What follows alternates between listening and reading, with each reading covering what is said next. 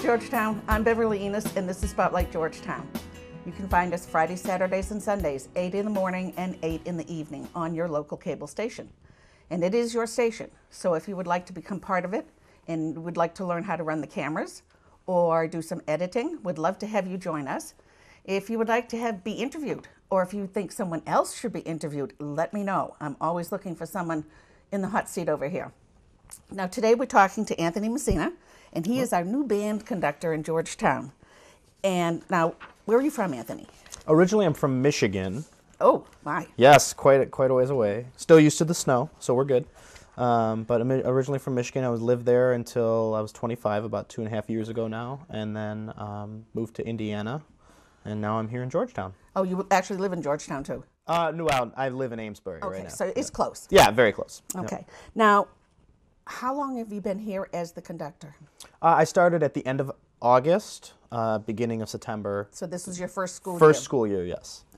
What made you look into Georgetown?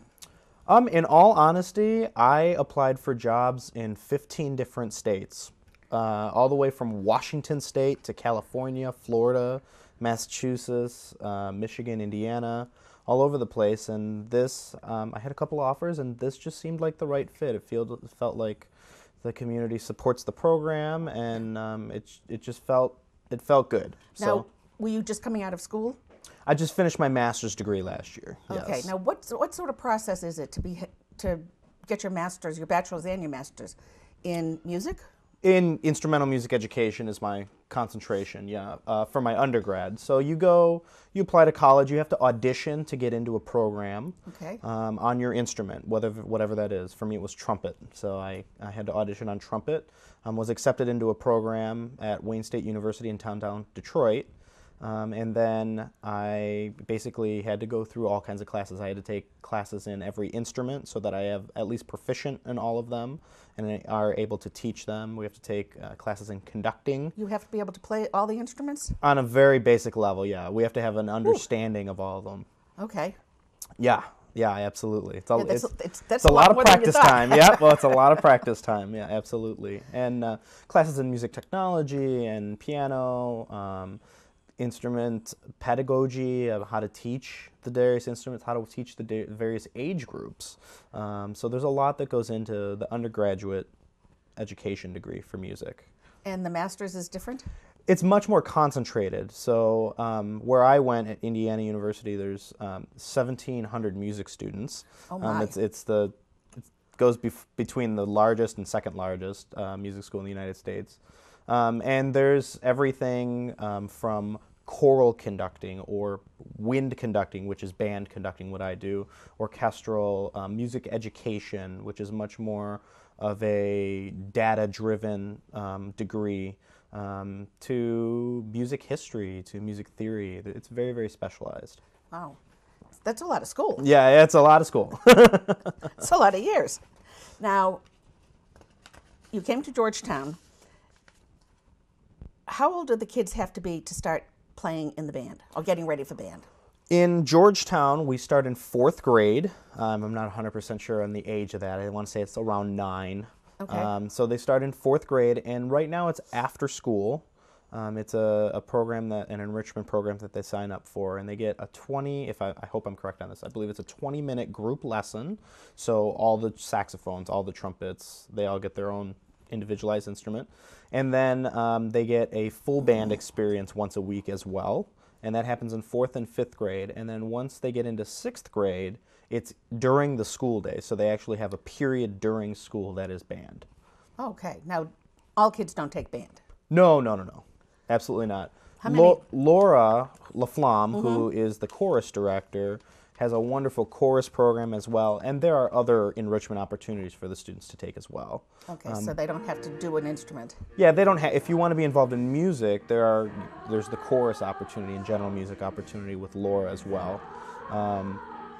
Between Laura and I want to say we have almost 50% of the school involved in music. Wow. 6 through 12. That's a lot. Yeah, sure. Her chorus program is quite large, which is a testament to her teaching, and the band program is quite large as well. How many kids do you have in the band? In band, we have about 65 in the high school, and then we have around somewhere between 40 and 45 in each of the 3 grades, so 6th grade, 7th grade, and 8th grade. Okay. A lot of kids. Absolutely. Now, when the kids start to play, do they rent their instruments? Do they have to buy them?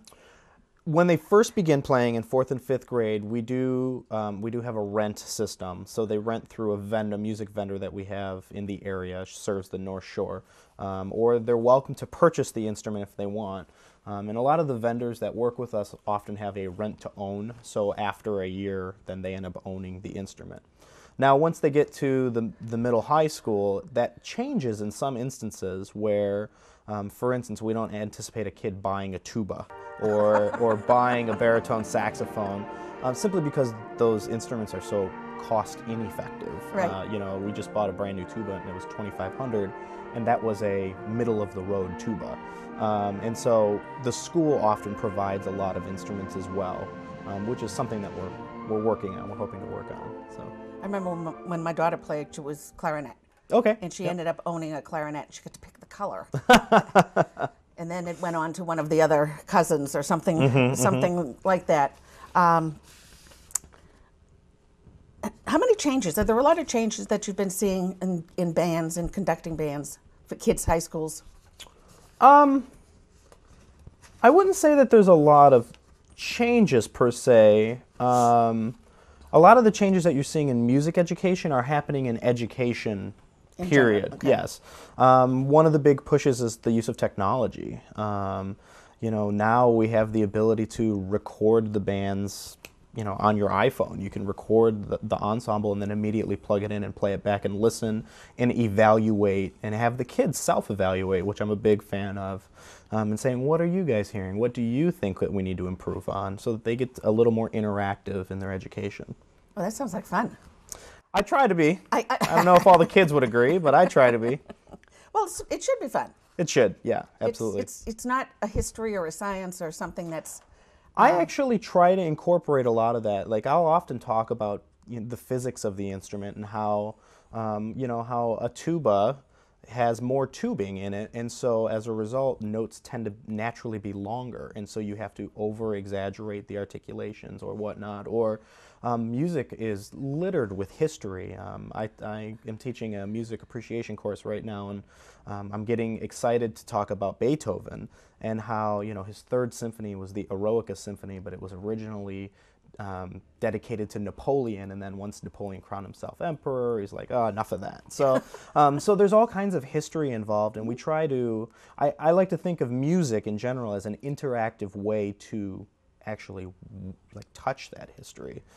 You know, when you're playing a piece by Mozart or Beethoven or Haydn, you're playing something that person wrote, and you can still participate in today. Do the kids ever get to write anything of their own?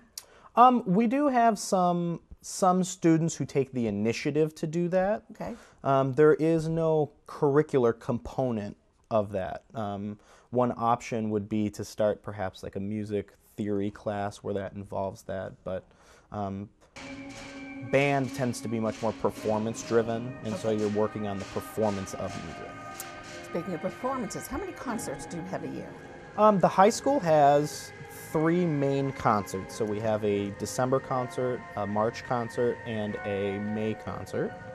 And then they also have many, many other performances. For instance, the high school band also is the marching band, essentially. So they play at all the football games. We do a couple of parades a year, 3 parades.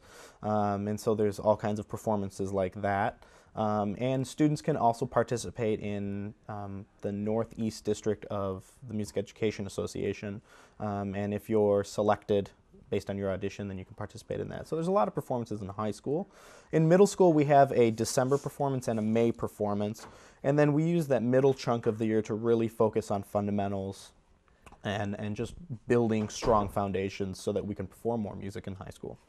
I remember as a parent going to the very first concert and thinking, oh my heavens. And then as the kids got older and they got better, by the time high school came, they were enjoyable. They were actually a lot of fun because the kids could make really good music. Absolutely. I I tell this story all the time. So when I was student teaching, my first placement was with beginning band, young students, and I had never experienced that before.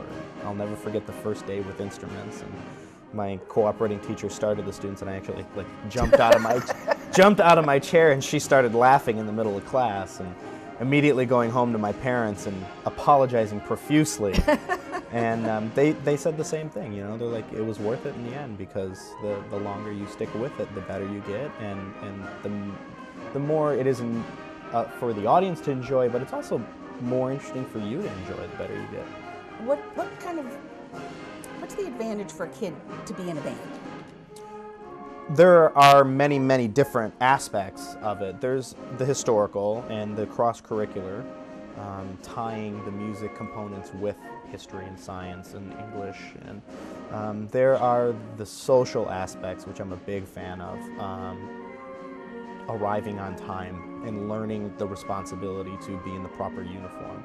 Working collectively with something that's larger than yourself. That's one thing that I always try and stress with the students is, you know, in English class, if you flunk your English test, your grade suffers.